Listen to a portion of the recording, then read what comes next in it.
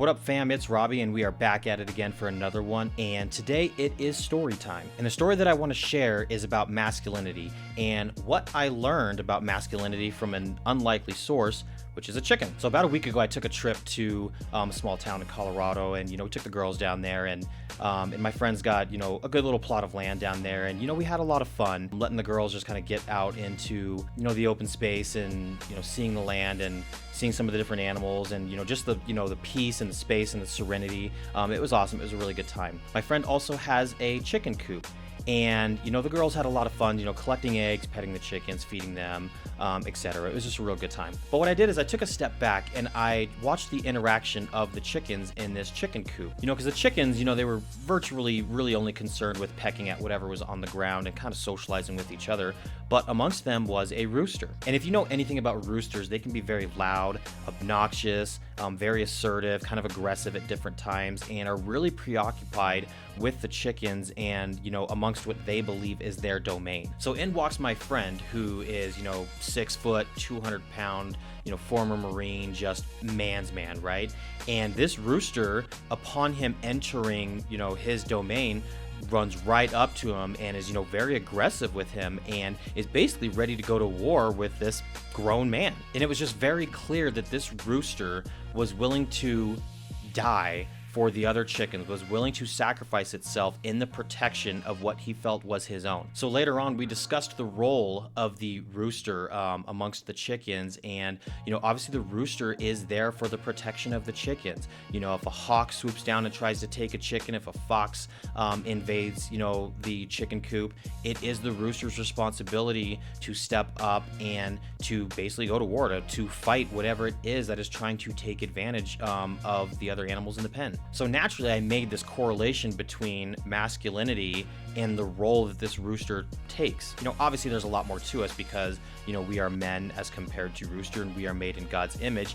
However, it's interesting, as a society, we really don't like men anymore. When you act as a man, which is assertive, strong, capable, driven, sometimes loud and obnoxious, but when you take that leadership role, it's very interesting how often you get called a misogynist, a narcissist, and just generally speaking, the role when you act as a man, exemplify the characteristics of a man, it's being labeled toxic nowadays. However, it's very interesting because when the Mongolian horde arrives, when the Germans invade, when Pearl Harbor gets bombed, when the planes fly into the World Trade Center and we're calling upon our police officers and firefighters, when we're calling on the National Guard or the military, what we expect and what we desire to have show up is strong, capable men. And not only strong and capable men, but men with the mindset that they are willing to die. They are willing to sacrifice themselves for the greater good, for the protection of their country, for the protection of their family, for the protection of their children, for the protection, of their just fellow brethren. Just like the rooster is there to sacrifice itself for the chickens, so a man sacrifices himself for his family. So here's the prognosis that I came up with. Is as men, we should be sweet and loving towards, those who are close to us. There should be a soft side of us that comes out. We should have a gentle spirit. We should be kind and polite and respectful.